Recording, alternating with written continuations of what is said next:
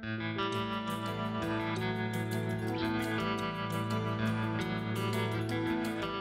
workshop is very much, although the slide is there, Richard is not going to do the lecture again. This is not a didactic lecture session, it's a workshop. It's you doing the work rather than us, and use the facilities that are here. The key strategic question in the workshop was, are you wondering how to achieve outstanding in your next Ofsted? And clearly the focus is teaching and learning. My name is Richard Dimbleby. Some of you may know me. I'm here as an Ofsted consultant. I'm a former college principal. In fact, a long time ago, we were both principals in Somerset. Richard in Yeovil and me in Strode in Street, just up the road. Although we competed, we got on well as well. We did. And I was then Bournemouth and Poole principal for a number of years doing consultancy. It's over to you. We can carry on talking. As principals, we can talk, but it's not our chance to talk. It's over to you, really, to ask questions. Anything you want to explore.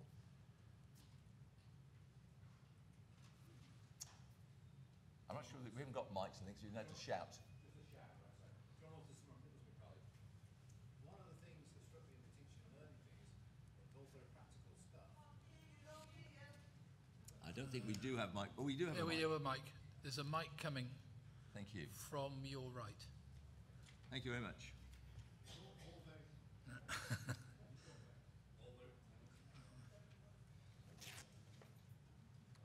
I'll shout. No, I think he's bringing it up. As he pressed, I think there's probably a thing on the mic as well, isn't there?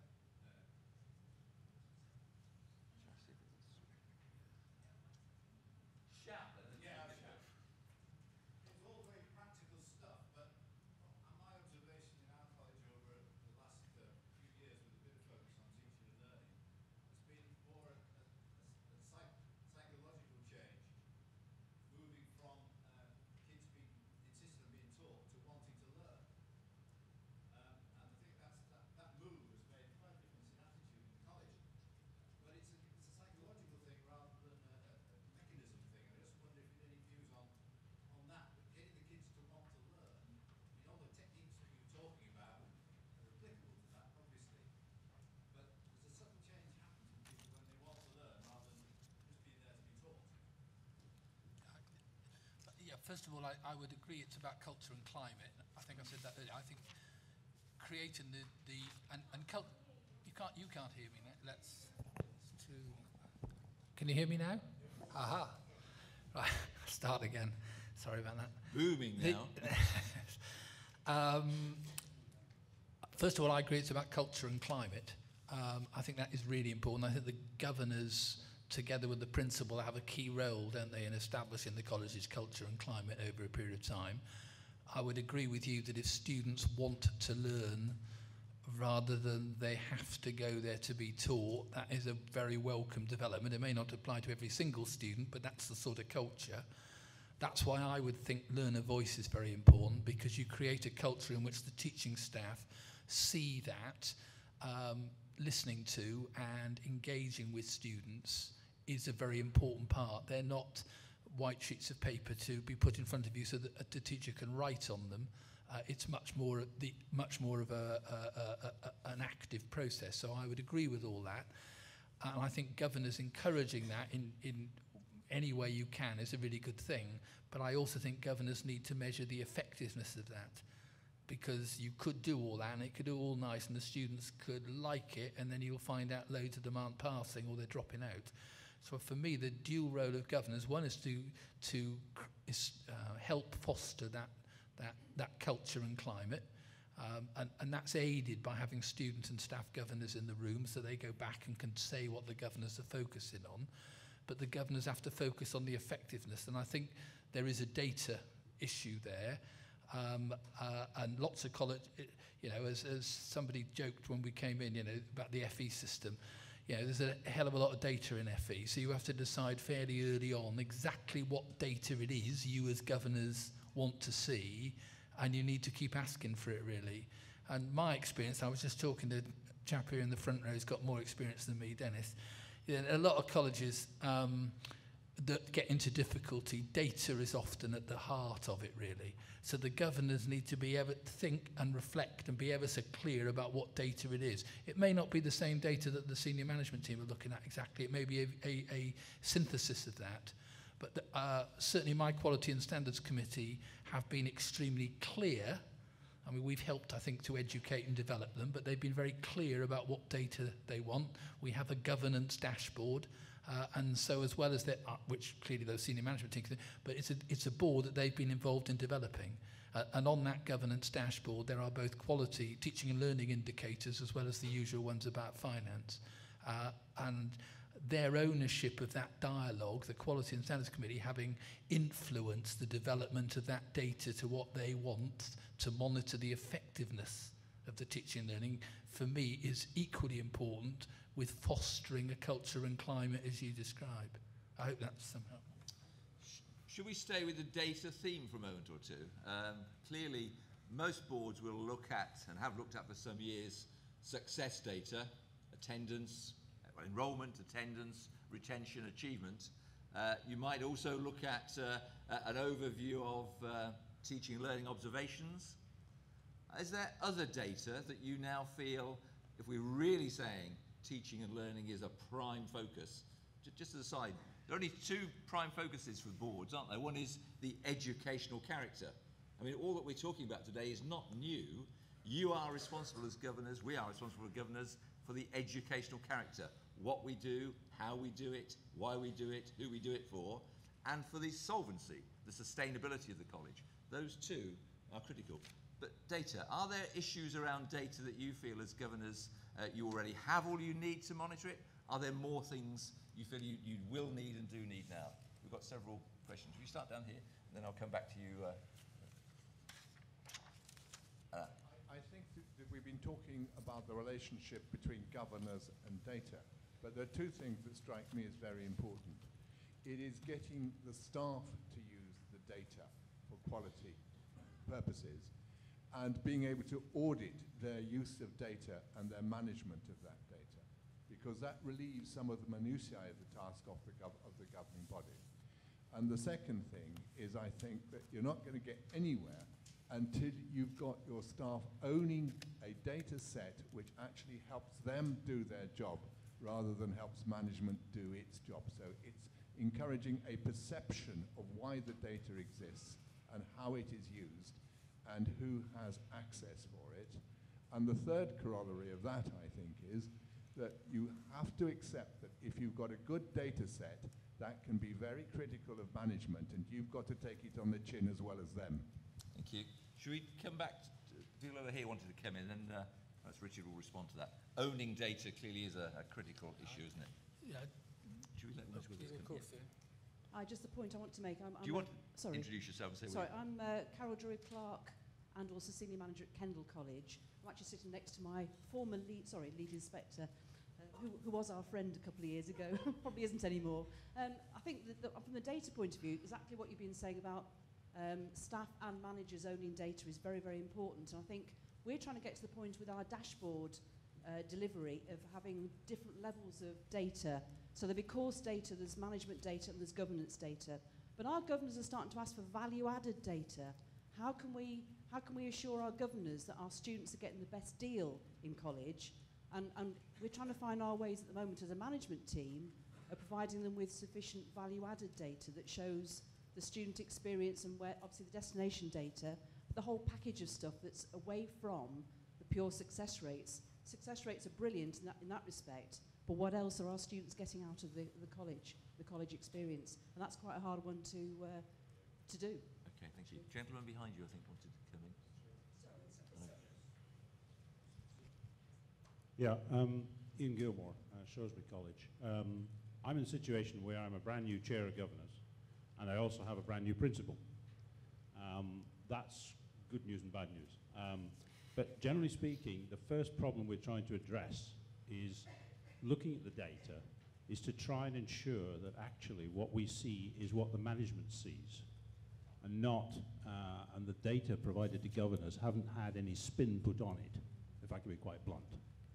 So, so one of the sort of fundamental problems we have is how do you actually ensure that the governors see the right data at the right time, given that none of our governors, with one exception, have any educational background. Thank you. I think there was gentleman at the back, and then perhaps you come in. Hi, Zach Thompson, student governor at Burton and South Derbyshire College. Is this on all right? Can everybody hear me? We've missed the name of the college. Burton and South Derbyshire College. Yeah, thank you. One of my other roles within the college is I'm actually the Students' Union president there, and what we see works quite well is, as part of the Standards Committee, kind of focusing on stuff like the retention and success, and really taking that back to the students and translating that data to say how do you feel, kind of what's your experience of college been so far, and how do you feel we could improve on this, and basically feeding that from the students back to governors and saying this is what the students feel, how can we do this in terms of governance data, and then going back to the students as well and saying how can we change this on a day-to-day scale, and then how will this then see improvements in the data and so on and so forth.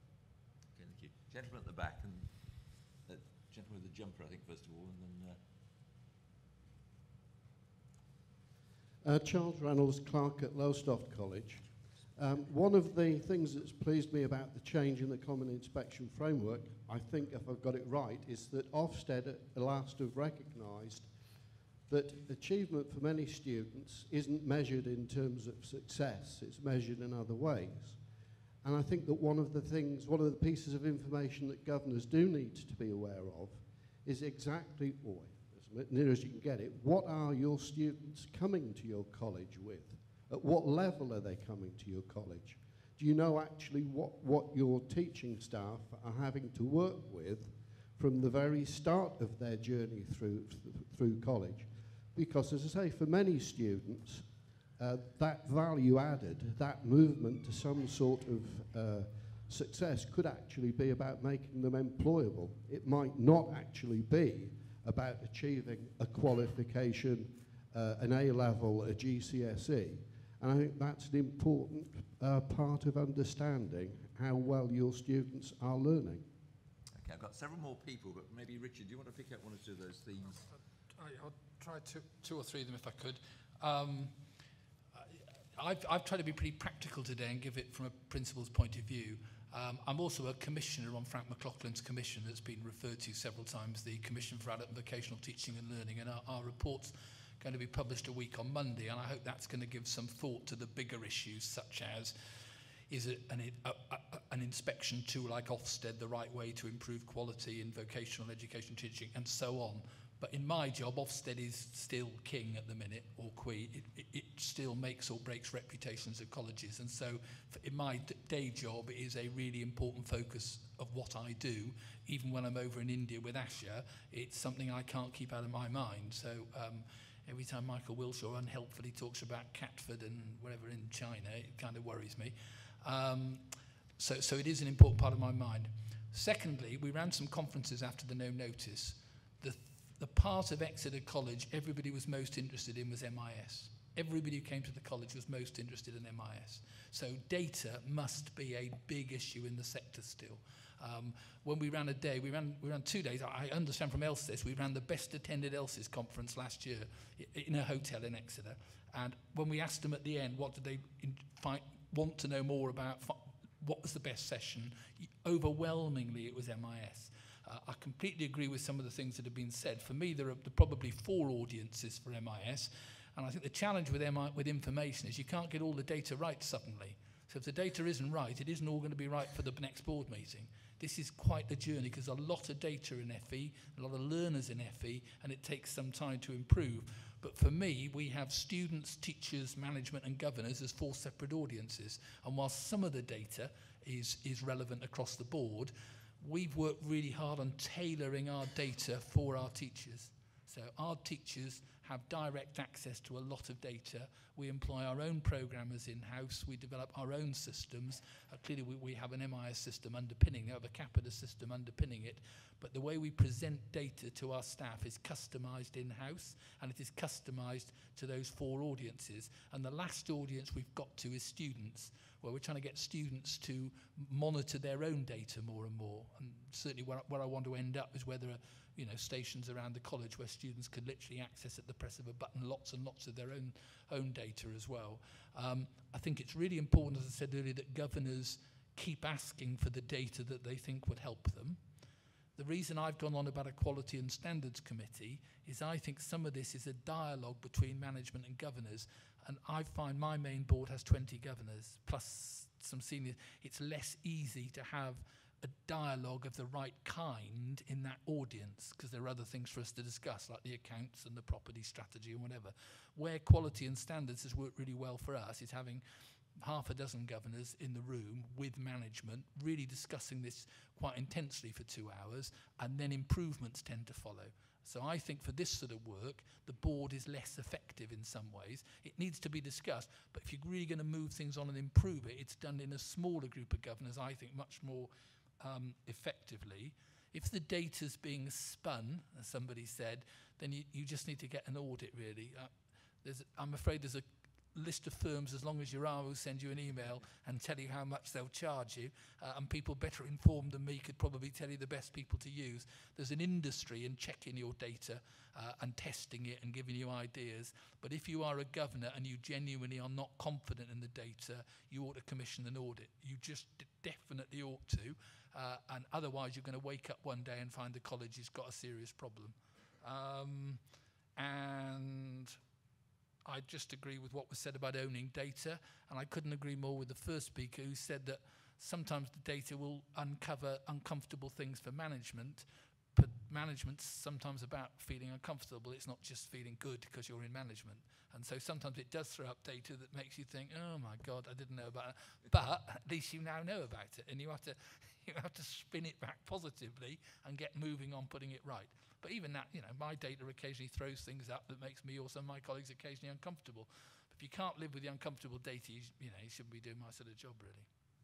Gentleman in front of the pillar here. I Yeah, think so. okay. Chris Duckling, and I'm Vice Chair of the Governors at Sussex Downs College, and I'm also Chair of the Curriculum and Standards Committee. A couple of comments or observations on data for governors. One is be very careful what you ask for.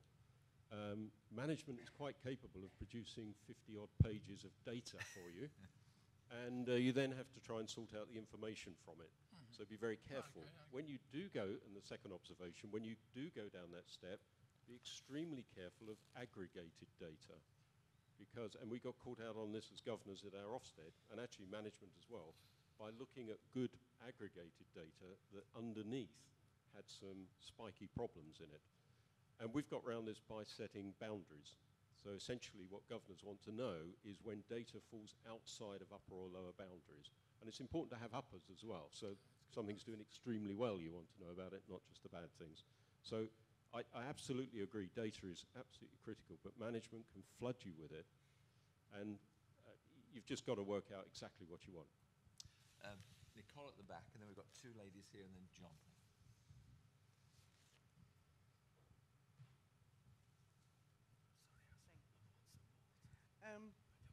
I would like to ask Mr. Atkins, how do you provide to your governors the latest data about the change in employment needs in your community? I mean, this is one data that I always find very difficult to get, partly because the city of Bath that I come from is changing enormously in the type of jobs that it attracts. And I want to make sure as a governor that we produce the right courses for the new jobs which are being created. And this seems to be difficult. Should it be difficult to get? And how do you get it? Thank you. 2 ladies here, and then John there, and then we're moving away a little bit from MIS data into other themes, perhaps. Val Ainsworth from Herefordshire College of Technology. Can you all hear? Val Ainsworth, Chair of the Governors of Herefordshire College of Technology. I think I might be going back to basics here, so please forgive me, but I want to say this. I think that in terms of the power of governors to interrogate data, you have to look at the quality of the governors. And also that this is something which can be addressed in several ways, of course. Training implications for governors are here, but equally, governors being put into situations where they haven't got the edge, and therefore they recognise that they need to get up to speed. It's a challenge for governors to, for example, in my case, audit, help, but it makes you on edge. It makes you want to learn more about it. So I think that there is an issue around skill sets, around the composition of all committees, not just quality and standards, and also the training implications thereof. Thank you. Lady here. Hi, Jo Wheel from West Herts College. I'm the vice chair there. It was really a very similar point. I think the concern for governors is always understanding what you don't know. And I was going to raise the point about the committee and whether you felt that there should be a standards and quality committee. And you actually answered that question in your last set of comments. But as a college, we don't do that, and the whole board consider the data, which I believe to be good and to be giving me what I want. But it's really, how do you know if you're not getting something that you should be getting, that perhaps another college is getting? Because you need the people on the board who perhaps realise that something is missing. And I think the job of a governor is often working out what you haven't got. Okay, thank you. John, and then we'll respond. In work I do with governors, that's a very common theme, you know, the known unknowns and the unknown unknowns, and that quote does apply, doesn't it? And asking the right questions, getting underneath and behind data, and many governors feel confident doing that in finance and accounts and audit, less confident in teaching and learning and student experience. Can we let John? John Short, I'm Chair of Governors at York College, but I'm also on the Governors' Council, and interestingly, the question about data, Richard has put together a very good governance, and some others, a very good governance library which is online. And I was just wondering, and I don't know whether it's there, whether there is anything there, Richard, in terms of reports, you know, template type reports, good best practice reports. But if it's not, would people think that was a good idea to go on there? Thank you. Shall I quickly respond and then pass over to Richard? I was going to give a plug for the Governance Resource Library. If you haven't looked at it, on the AOC website, we're developing, it is in the early stages, a resource for governors alongside the Excellence Gateway, using Excellence Gateway. And there is a topic area there on teaching, learning and assessment, where again, we're introducing some of these issues and some of the questions governors might ask. But I think the data issue that John's talking about isn't specifically there yet. And I've just been doing some work on peer review with Elsis, a colleague from Elsis doing that as well. And two things have emerged from that peer review. One is questioning, you know, asking the right questions, getting behind data. Another one, as Richard said, governance dashboards. You know, what is the data that governors really need on the different areas of importance to understand, you know, in a timely way how the college is performing. So I think we do need to pick this up and perhaps do some good practice case studies. And that governance library is rooted in case studies. So I appeal for any of you who think you've got some interesting practice to share. That's what we want this library to be, a resource for governance, good practice and governance examples to come forward. Richard, do you want to... I'll only end by supporting what John and Richard have said. I think that the role of governors is clearly becoming much more important in the age of more freedoms and less bureaucracy. I think the government's recognising that. I think the AOC Governors' Council will become more prominent, and resources such as the one Richard's put together are going to be really important to help governing bodies address some of these issues. I had about 3 responses to the questions. I totally agree with recruitment and selection of governors. So my comments on that would be succession planning is really important. So for me, it's really important for boards to have a succession, to be thinking about succession planning. So a governance and search committee that meets pretty regularly, thinks about who chairs committees, who chairs the board, and thinks about a succession plan. Always worries me when people say, I've been in this particular role on a governing body for, a very long time. So I think that's important. And then when you're doing the skill set, I'm sure you all do, data for me would be right up there with accountancy or property or a local head teacher. And people who are comfortable with data come from a wide range of backgrounds. I ended up, as I told you, with a chief weather forecaster. That was clearly not in my mind. What I learned from that was that by having someone who can analyse data quickly and enjoys doing it, the whole board have benefited. And they'll all say, we don't like doing that, but Alan does. And what that does is it provokes awkward questions for me and my team occasionally, but it's proven to be healthy. In terms of aggregated data, I totally agree, it can be misleading. And the boundaries I designed are a really good one. The only other thing my governors do is sample some of our internal quality assurance. So we have a system, loads of colleges have something similar. We call our call hours quality and resources review days. So once a term, I devote 3 days to seeing each head of faculty and their deputy, and we, with my deputy and with a panel of their peers, normally a couple of their peers on the group, and we go right through the faculty. So we go through all the data, and we go through learner feedback, and we go through the whole thing, really, quality and resources, but an hour and a half to 2 hours per faculty. Now, members of the Quality and Standards Committee sit in on those. Not the whole thing. I encourage them to ask questions. They don't get into the detail of, can I now come along and see all the teaching? But what they do see is that the management practices and systems are robust, that the way we do things around here is robust, that I'm quite happy to challenge as well as support and celebrate success, and my colleagues are, and that by the time things get to the Quality and Standards Committee, they have been pretty robustly challenged. And I think over time that's given my governors more confidence and more security. I think aggregated data presented in a particular way, I totally agree, can be misleading. And I think you need to be able to put your finger into the pie occasionally to test it. And there must be lots of different ways, some much better than I've thought of, or my governors have, but they find that sitting in once a term, they'll come normally half a day or a day and see 3 or 4 faculties. And it's the process as much as the specific issues that affect construction or maths and science. It's as much the process and checking that the data's robust, that the local management support, understand, use that data, that it's what they want. They see all that just by sampling it, and they don't need to do it all themselves. So that would probably be my final comment. I think my microphone's cutting off as well. Yes? Yes, it seems to be working. I'm Chris Painter. I'm Chair of Governors at King Edward's Sixth Form College in Stourbridge. And in fact, this is my first year as Chair of Governors. And there are 2 issues that have been exercising me, which I think are relevant to the discussion we're having at the moment.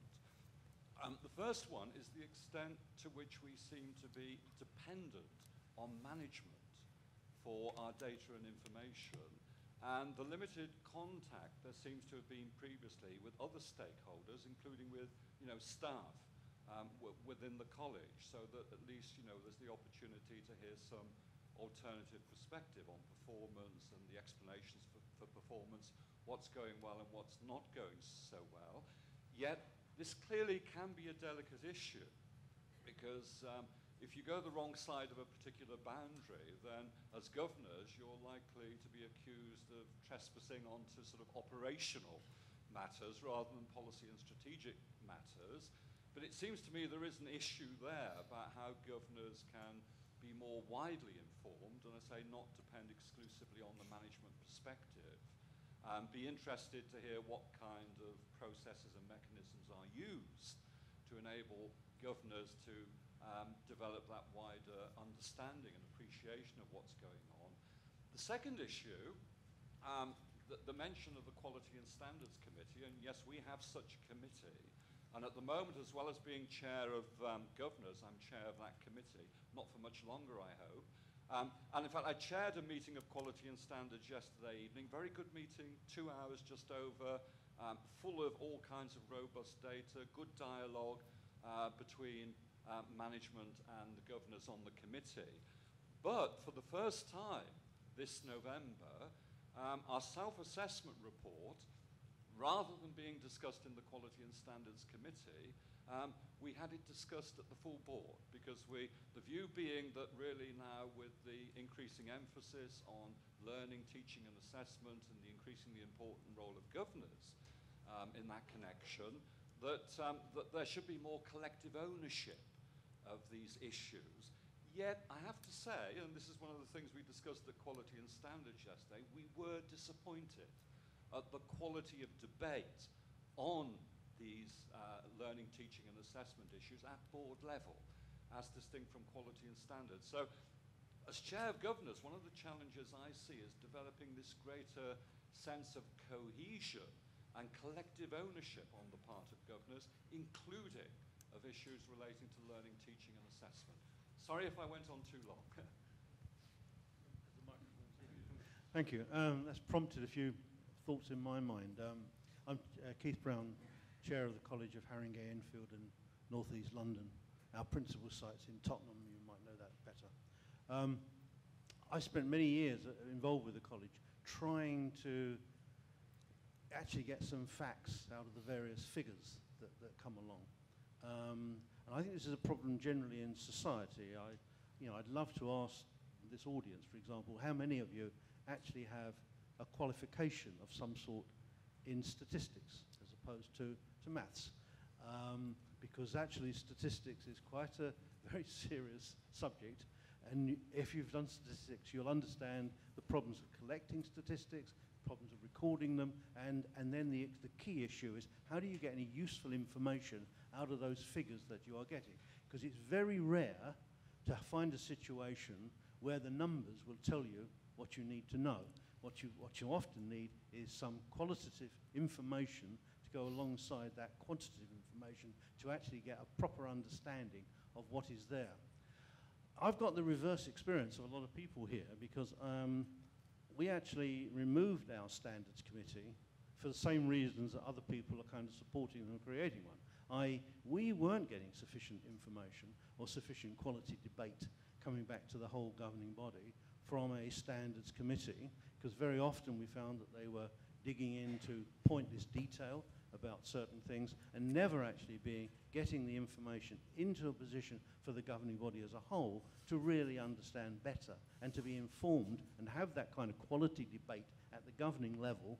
And you can't do that unless you've got a certain drip feed of information about that issue.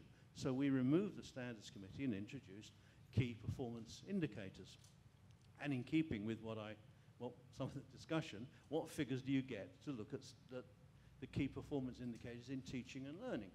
And pretty much almost every meeting, we change the information that we want to get, because everything we set on doesn't quite get to where we want to know. But on the other hand, it's almost like a journey, because we are better informed at every stage, and every stage we ask for more information. I think it's a little bit better informed. But the key is, what is really going on? Don't confuse facts from figures. Thank you. Gentleman here.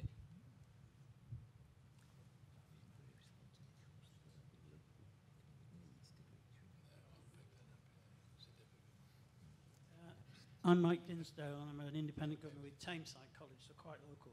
Could I ask a slightly different question? It's my understanding under the new Common Inspection Framework that there is a requirement for inspectors to actually speak with governors. Is that the case? Was that your experience? And what's involved? I think we'd like to know. Okay, thank you. We'll pick up these and then come back to you, John, in a moment. If I start with that one factually, my experience in talking to colleges that have been done this term, I think if things are going reasonably well, they will always want to meet with a small number of governors. I think if things are going reasonably well, it's likely to be a small number of governors. So usually the chair, if they're not available or away, it would be the vice chair. I think with us, they met with 4 governors, chair, vice chair, chair of quality and standards, one other. Things were clearly going well. It was, I think they only had 1 meeting with them. I would say there was, and that meeting focused very much on the governors and teaching and learning. So a different feel to 4 or 5 years earlier, really, where they met with them for a bit longer and asked a wider range of issues. So that was my experience. So I think they always will want to meet with governors. I think it will never be the whole board. In my experience, it won't be the whole board. It'll only be a small group of governors. And if things are going reasonably well during the inspection, I don't think it'll be a terribly long meeting. We always run a thing. We run a thing regularly called, what do we call it? Most awkward questions or something. My deputy runs it. Every governor's residential, we have a short session. So think of the most awkward questions, or I think the management do beforehand, and then we ask groups of governors. So what are the most awkward questions you could possibly be asked about the college? And then it kind of rehearses everybody a bit. At least everybody at least they stop and think then. Going back to the other things, I only had two comments, I think. One would,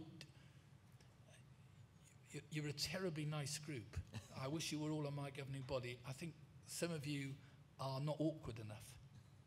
You know, I would just keep asking. You know, you appraise your principal and other senior post holders.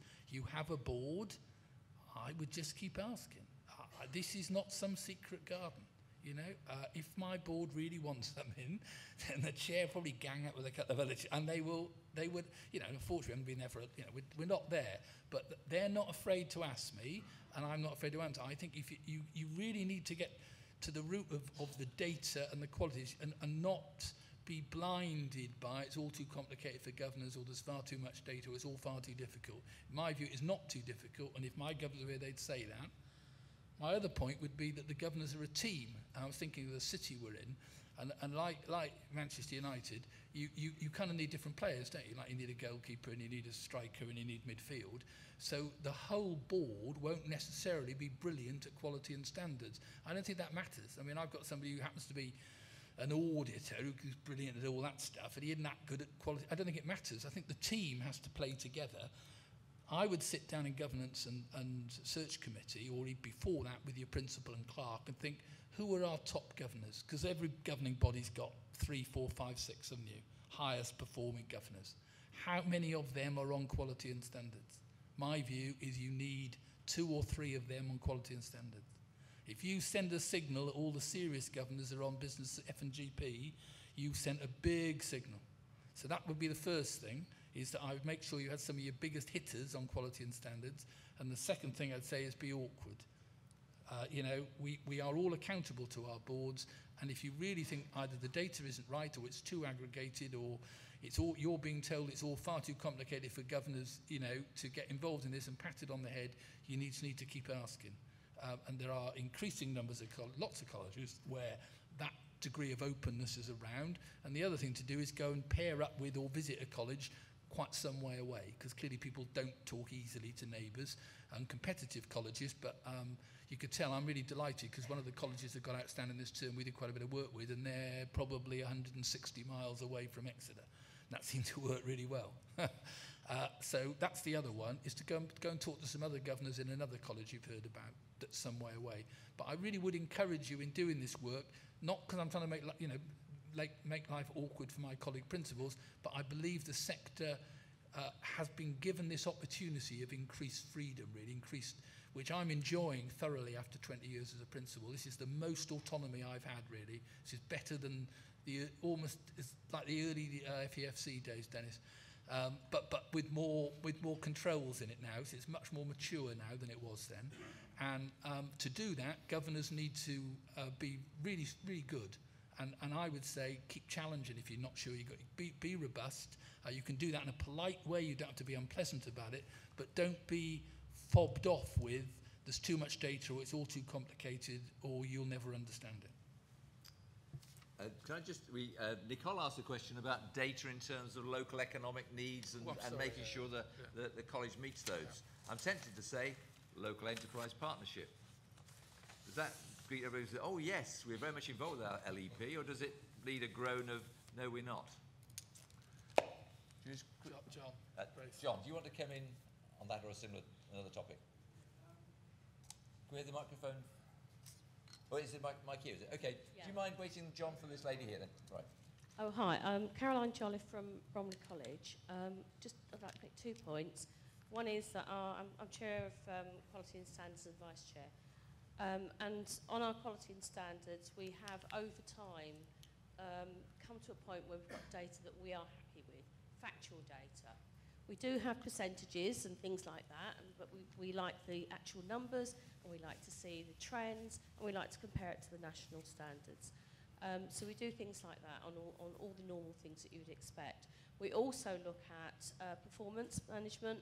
We also look at areas where things are going well and going badly, and we look at why we're involved in the curriculum we're involved in.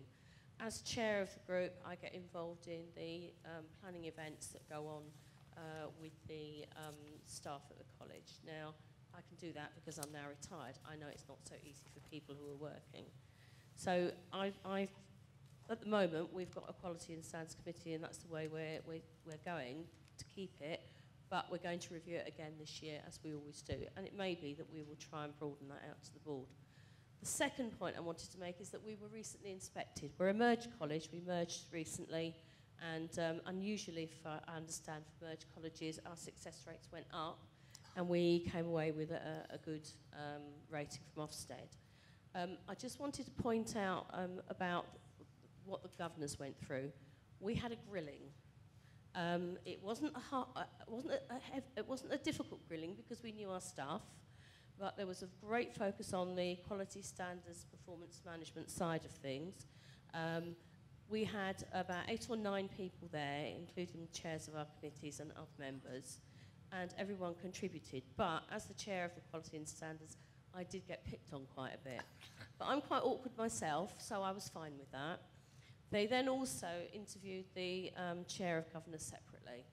I think we were about an hour or so, just the once, but that was what we went through. So it may not be quite as straightforward as the Exeter experience appeared to be. You do need to know what you're talking about, and that means you need to be aware of current trends as well. One of the important things we do as part of our overall committee meetings, board meetings, is that we have regular updates on trends and what's happening in education, how that impacts on what we're going to do. And it's important for us to understand that because that sort of thing came up as well.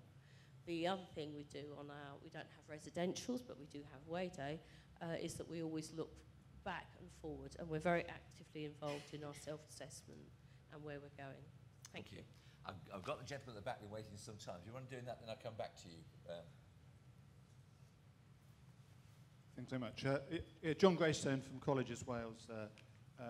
My board is actually made up of college principals and chairs, and you can't pull any wool over their eyes at all. It's tough.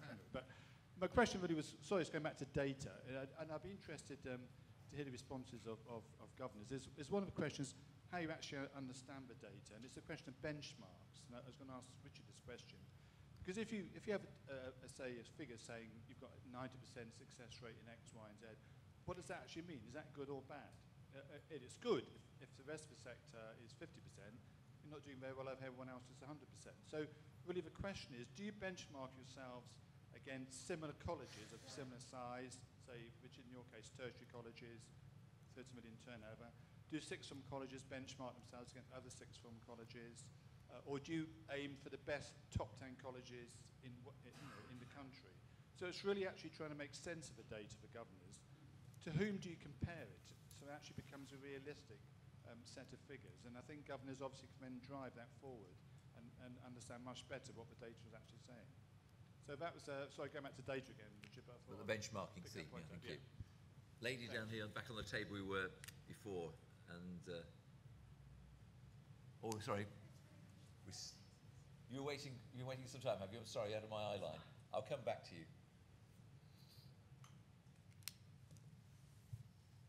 My name's Margaret Robb. I'm a governor at Carlisle College.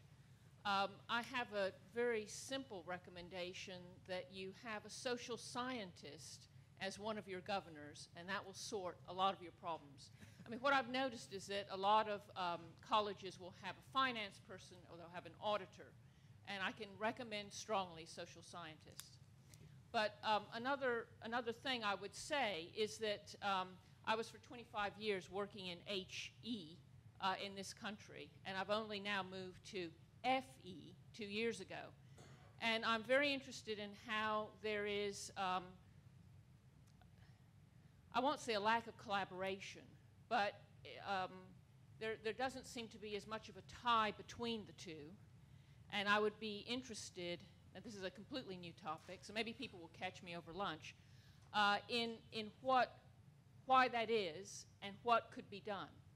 Lack of collaboration between further education and higher education. And higher education. And I think Bill Lucas talked about that in talking about pedagogy. And he said at one point there was PhD students at one end and the people making, I think it was couches, furniture at the other end. And I think there could be a lot more tie-in. Lady here. Perhaps I should reveal I'm a governor of a university.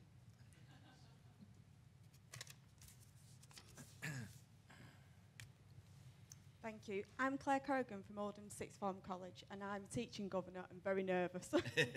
It was just a point you raised yourself. We've just currently been through the Ofsted inspection, and I found myself as a teaching governor in an interview. And one of the things they were very keen on the statistics and the data, but they were more interested in how governors were understanding learners. And at the sixth form where I am now, governors are now doing assemblies with learners, because a lot of the governors are business people, and they're raising aspiration for learners to achieve, giving them advice. And I think the governors can play a bigger role really with the learners and get a lot of vital information really from them. Directly. Yeah. Thank you. Richard, you want If I start with John's question, we do benchmark. The governors do use benchmarks a lot. GFE for FE, and we use sixth form college benchmarks for our A-level provision. It's a good thing to benchmark. I think it helps governors. When you granulate, though, when you really drill down, you get all these quirky things, don't you? Like, so particularly in the vocation area, you get some qualification with 95% success rates nationally and others with 45%. So you have to be a little bit careful, I think, in contextualising what you're doing, but I think the governors do find it helpful, and our data's always presented equality and standards, I think, always now with those two benchmarks, all the A-levels against sixth form college and all the rest of our work against GFE. So I think people do find that helpful. I have a daughter studying social science at university, so thanks for the career tip. We will talk a little bit in the Commission report about collaboration between FE and HE. I think I'm probably sworn to secret. You're not supposed to talk about these things until they're published. We've had two academics from the Institute of Education on the Commission. We have talked about pedagogy, and one of our aims will be to raise the status and quality and aspirations of vocational teaching and learning. So I'm sure I'm not even supposed to say that really, because there are things like press releases and all of that stuff. But that's a week on Monday, and I hope that will contribute to the national debate. That is the first commission of this kind, I think, that we've ever had, and I've really enjoyed being part of it. We've held our meetings right throughout the country in some most fantastic settings, places like Rolls-Royce in Derby, British Aerospace, one or two outstanding colleges. So it's been really the Army Training Centre, really some fantastic settings. And that's been a collaboration, I think, between three groups: industry, FE and HE. And I think that's maybe uniquely FE. I think our relationship with industry should be even stronger than HE has. So I think it's a three-way partnership between business and industry, FE and HE, and hopefully the Commission will encourage that. I'd just agree, it was really interesting to hear people's experience in inspection. It sounds really good if people share that, and given the framework only started in September, the more we share that through Richard's library and other ways, the more people will become confident and more familiar with the approach. The sector's incredibly responsive. I mean, this framework only began last year. My guess is that within a couple of years, a lot of colleges will have mastered this or gone a long way to doing so. It's always tricky the first 18 months of any new framework because you're trying to change tack a little bit in quite a lot of colleges. It tells me this term we've had 2 already outstandings. I've got a funny feeling we'll have 1 or 2 more before the summer, and I think next year you'll see more again, which is good for the sector. And of course it's good for Ofsted, because if you say things aren't very good and then they improve. I might just ask for a straw poll. We've got a workshop session after lunch and then a plenary session which is on governance and the new common inspection framework from a senior HMI talking about that. There's a sense that suddenly college boards are saying, teaching and learning, it's very important. Ofsted tells us. Can we just have a quick show of hands? Who felt that teaching and learning was a prime focus for the boards before the new common inspection framework? Good, yeah. So we're not doing it just because Ofsted tell us. And that is fundamental, isn't it? You know, part of the board's responsibility has always been the educational character. What we do, what is the quality of what we do, are students getting a good experience? If we weren't thinking about that, then we were failing in one of our fundamental duties. Right, we've got time for a few more questions before we stop. Gentleman here has been waiting to come in as well. Lady there.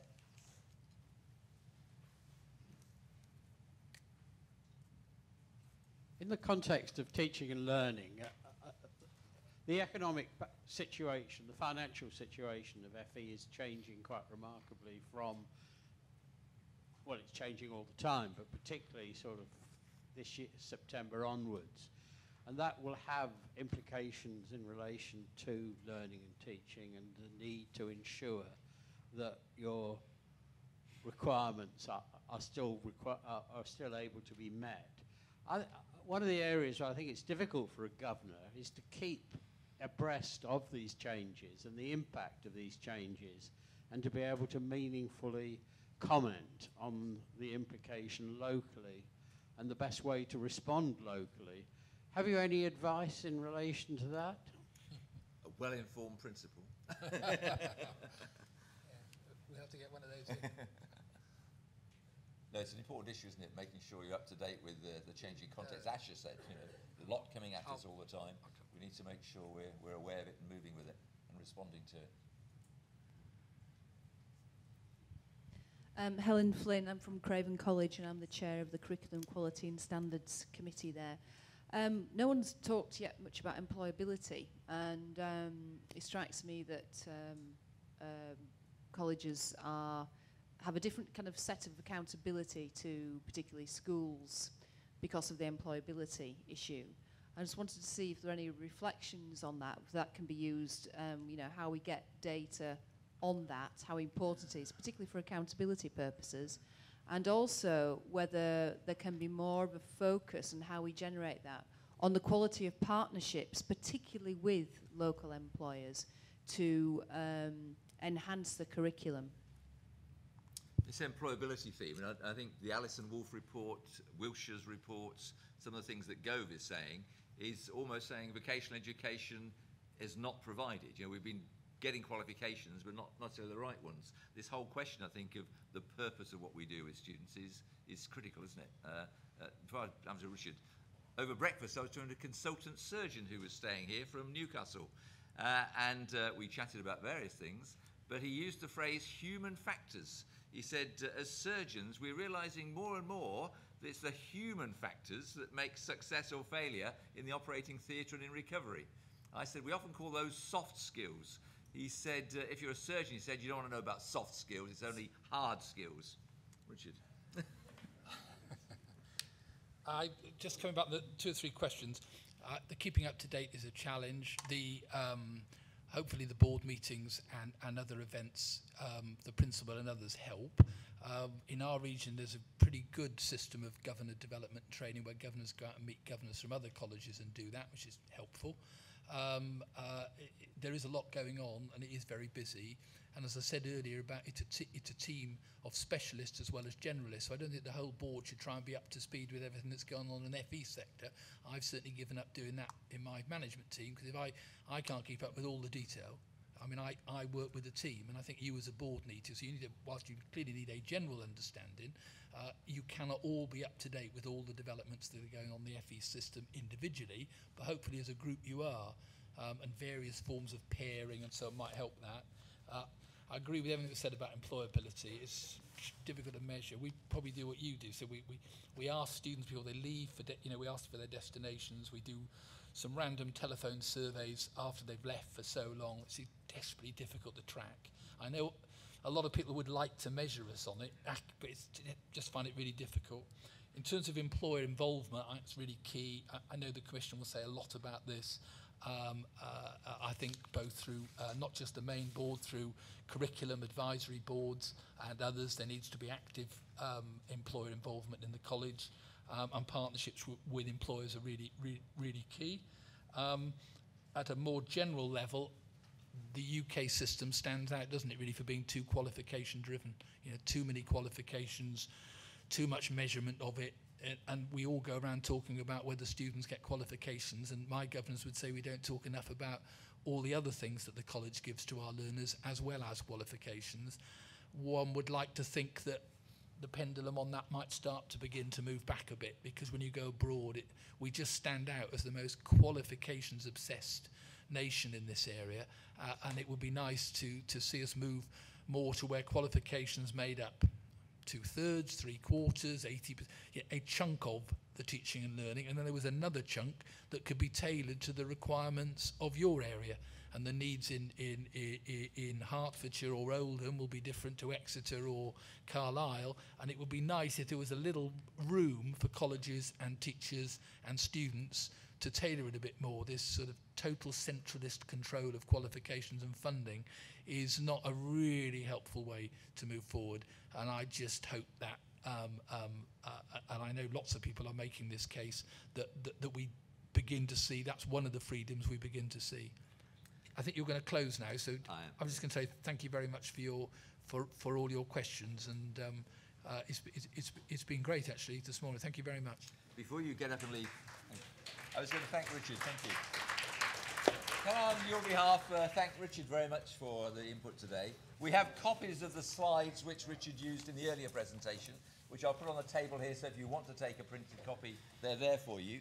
And in your packs, you'll find an LSIS report, some of you may have seen already, came out in the autumn, Challenges for FE College Governance. A lot of the themes we've been talking about in this session today are picked up in there, and pointing out that these are some of the issues that we don't have all the answers.